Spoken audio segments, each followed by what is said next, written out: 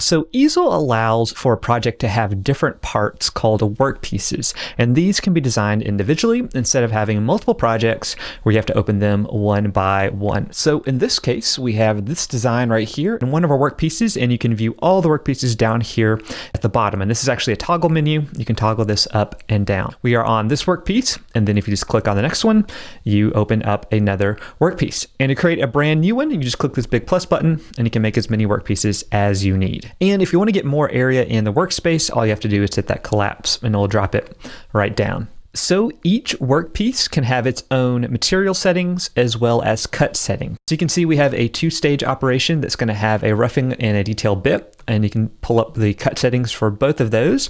And then if you click over to the next workpiece, you can dial those settings in as well. You can make them the exact same as before, or you can change them up depending on what you're doing. So not only can you select each individual workpiece, but you can actually drag these around to reorder them depending on what you want to do. And then if you click this toggle right here, you can go in and rename, add notes, duplicate, and delete your individual workpieces.